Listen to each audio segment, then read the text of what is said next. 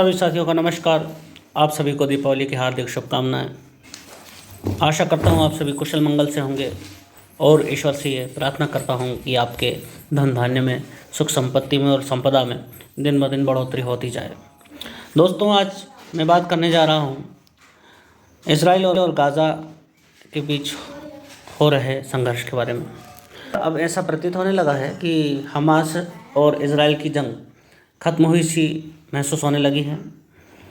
Hamas ने बंधकों को रिहा कर दिया है, कुल 20 औरतें और बच्चे जिन्हें इन लोगों ने जानवरों की तरह मार डाला था,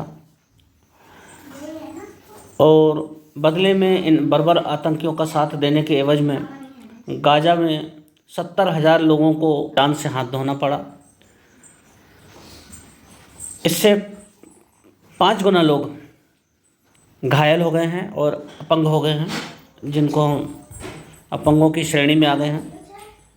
ये पूरा का पूरा गाजा समतल हो गया।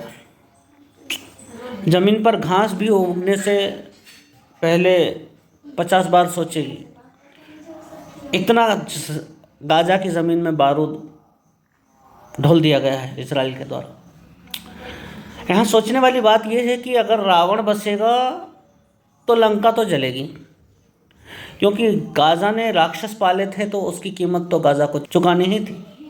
कोई दया भाव इनके लिए नहीं है। जो हुआ वो कम ही रहा, क्योंकि इन लोगों ने भी बहुत ही बर्बरता से वहाँ के नागरिकों को अपहरण करके उनको बहुत ही बर्बरता से मारा गया, और जिसके वीडियो भी सारी दुनिया ने देखे। बहुत तमाशा हुआ। लेकिन बाद में जो इजराइल ने रुख अपनाया, बहुत ही उसकी भूरी भूरी प्रशंसा की जानी चाहिए, क्योंकि यदि आप लड़ने के मूड में रहोगे तो चारों तरफ शांति रहेगी। ये बात इजराइल ने सिद्ध कर दी इस हमास के युद्ध से। खैर, मोसाद और आईडीएफ ने दुनिया भर में दुबके हुए हमास के चूहे छाप नेताओं को भी इस बार पेल डाला है। ढूंढ कर मार रहे हैं, खोज कर मार रहे हैं, खोद कर मार रहे हैं। यदि सुरंग बनाकर ज़मीन में भी घुस गए वे लोग, उन्हें खोद कर मार रहे हैं। और ऑपरेशन अभी भी बदस्तूर जारी है। ये जो युद्ध विराम हुआ है, ये जो शांति हुई है, वो देखने भर मात्र की है।